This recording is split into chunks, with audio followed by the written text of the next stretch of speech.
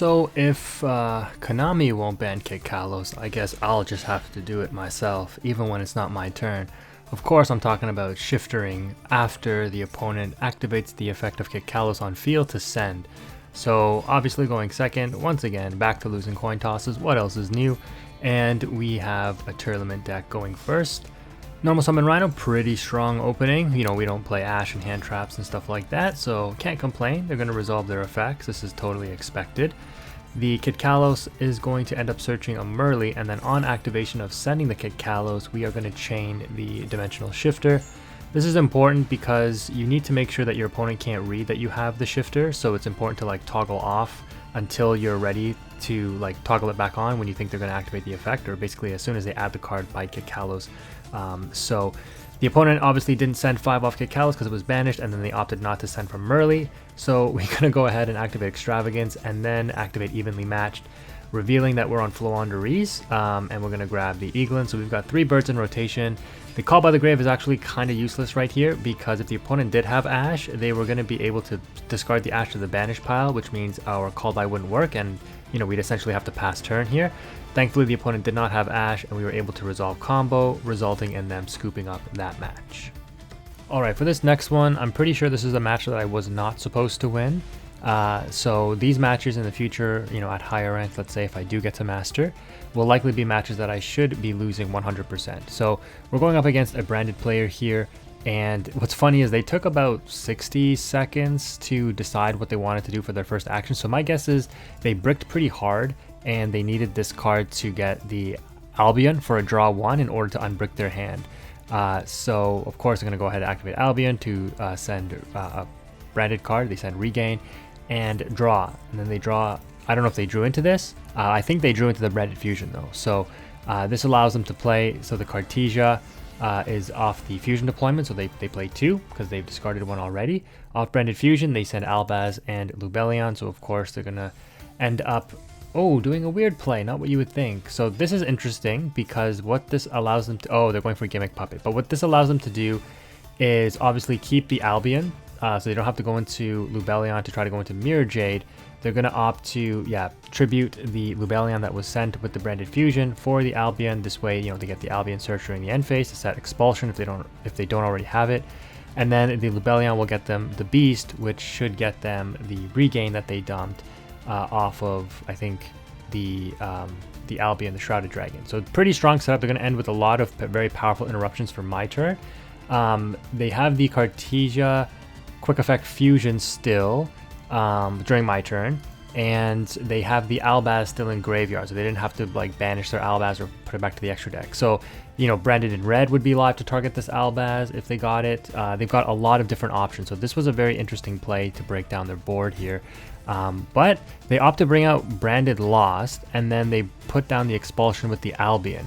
So this is what I talked about in a previous video. This Expulsion is going to get banned soon, like in like a week. Unfortunately, that inadvertently hurts FLOOWANDEREEZE here, but hey, it is what it is. This would normally be like, you know, GG's, right, against any other deck. So again, FLOOWANDEREEZE playing around Max C, playing around the Gimmick Puppet Lock, etc. Regardless, though, I have to kind of worry about what this face down card is. My guess is it's probably Beast. Otherwise, they would have set things up a little bit differently, right? Because obviously they can't bring Beast if it's already in their hand. So that would be the only thing that kind of saved me. If you guys are wondering like, oh no, the opponent misplayed. Well, not if this is Beast. If it's Beast, this play is totally understandable. And as I broke down for you, they have a lot of options based on the way that they set up their end board, keeping certain resources in the graveyard versus banishing versus on field, etc. You don't need Mirror Jade in branded, actually. It's a good card, it's a good interruption, but it's not absolutely needed. So, of course, during draw phase, you know, we're completely bricked still. We have to hope that the Advent can unbrick us, but the opponent is going to Gimmick Puppet Nightmare lock us during the draw phase. So it took me a little while to think about what I wanted to do here, and my biggest fear was this is a monster card in their hand, and they Cartesia Quick Effect into Guardian Chimera. And they like pop my Unexplored Winds if I try to activate it, and then that means my hand is bricked with the Apex or something, you know, and then they draw cards. It could be a huge mess. So I'm just going to opt to double book the 2 Cartesias and just force the fusion now. They opt not to fuse, so I'm like, that's fine. I'm going to go ahead and activate the Unexplored Winds, and sure enough, it is a branded Beast in their hand. So they're going to completely shut down my attempt to use this to tribute a card and then beat over another one. However, you know, the Branded Expulsion did tribute the Grand Yugioh, so if these Cartesias go to graveyard, they're going to go back to hand, right? Or at least one will, because it's once per turn, I think. So this sets up me for, you know, I have to hope that this, you know, the opponent's last card is Ash. If it's Ash, I lose, right? So it's not Ash.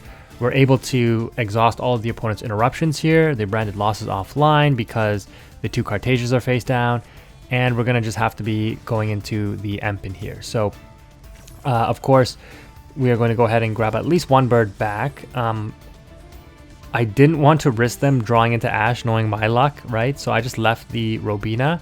Battle phase beat over one of the Cartesias here. And yeah, you don't want to use the Gimmick Puppet necessarily because, you know, you'd rather banish your birds to keep a rotation going.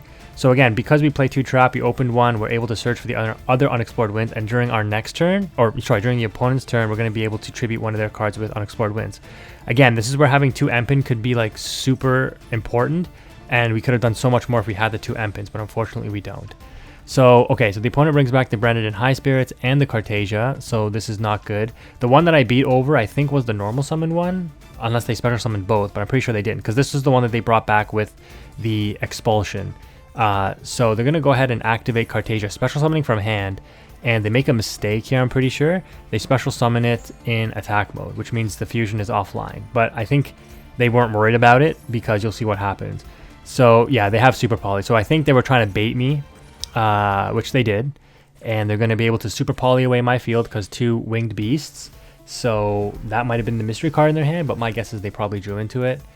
So they discard the free material and Branded in High Spirits.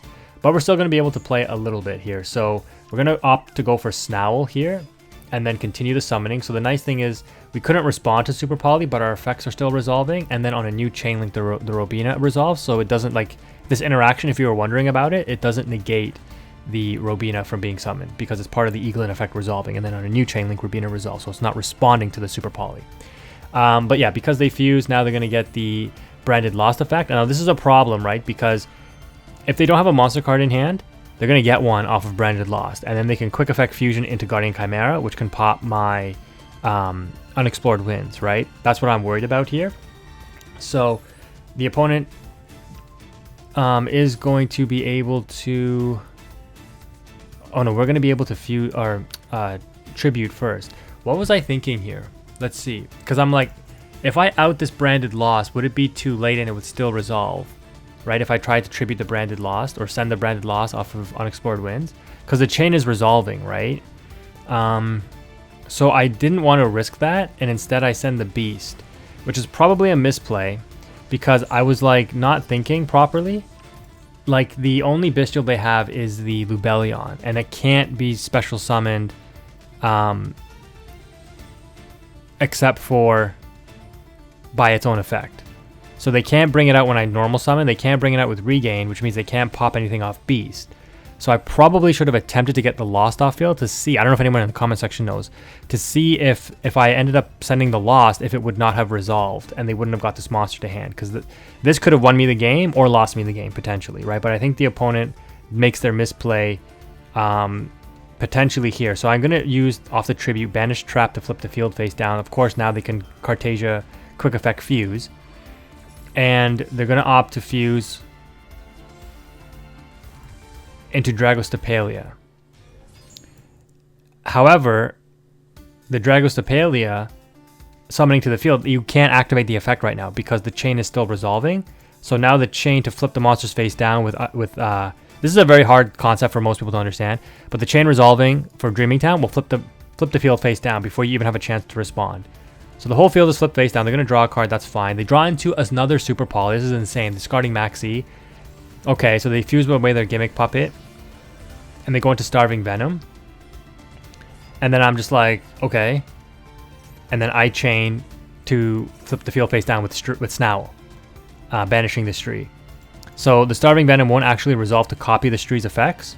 Because again, it's part of the chain. So by the time the chain resolves, you know, he has to copy the effects before he can, before the dragon, can utilize the effects, but they're not going to be able to. So we're going to be able to flip this card face down and completely play around their whole board here. So end phase, they're going to get back their Branded and High Spirits. That's totally fine. They got double Cartasia here and basically no other follow-up. And we have every bird in rotation after we normal summon the Robina, getting the Toucan. Of course, we draw Robina. That's fine. You know, I don't know if you want to. I don't know if you want to put it back with the Dreaming Town, just because we have to rotate through all of these birds. But you'll see what happens here. So the only tribute monster left in our deck is the Ryza, because we banished the Apex for the Advent of Adventure during our first turn 2 of the duel, and our Empen is in the graveyard. So we're actually going to be able to rotate through all the birds here though, banishing the Empen engraved with Stree, targeting it with the Toucan to bring it back, and then using Unexplored Winds to send the Regained and the Stree for the Empen here, grabbing another trap card, double tributing for the Ryza, and we already activated Snarl, so you can see we still have 2 normal summons, which means we can put out Ryza 2 more times and spin back 2 more cards on the opponent's deck. Well, I mean, we could do it 2 more times because so the opponent kind of realizes that I'm going to stack their deck and just make their draws horrible. And plus, I could technically go for game, I'm pretty sure. Maybe not, but yeah, I have total control of the match. So they end up scooping, but that is the match I think I should have lost if they Guardian Chimera, or it would have been a lot harder. Like, this was a tough match to think through. I was definitely like low on the timer as well. I think I had like 70 seconds. It wasn't as low as normal, but yeah, you can see it was a pretty complex match to kind of think through the interactions. But we were able to pull that one come out on top on that one. However, last thing I'll say before I move on to the ending clip here is I think if I would have sent the Branded Loss to prevent them getting the monster to hand, that could have prevented them from going Guardian Chimera, because either in their hand they had the Max C, which might have been likely and they could have still Guardian Chimera, or they already had the Super Poly already, right? So it was kind of a toss-up. But yeah, let me know what you think of these duels. Let's go ahead and wrap this up. Thank you again for watching if you've made it this far. So to wrap things up, thank you for watching those videos. You can see we're currently on a 7-win streak. The 2 matches we just played were the 2 that we played over the last 2 days. You know, I don't know, I'm still only able to play like 1 match a day, but so far, still only 2 losses in all of Platinum rank. We definitely should be losing some of these matches, but I just wanted to show you here because I did confirm afterwards, obviously.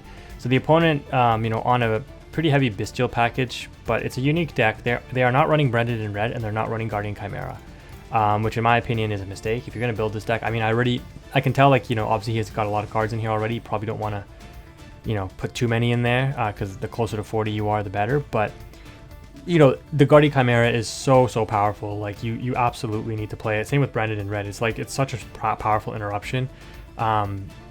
Yeah, but I mean, when your deck focuses around gimmick puppet locks and stuff like that, I guess you choose one or the other, and you know, you picked your poison and it didn't work, and we came out on top because of it. So I'm sure in 99% of other duels, you know, that combo works, so maybe he doesn't need to play Guardian Chimera.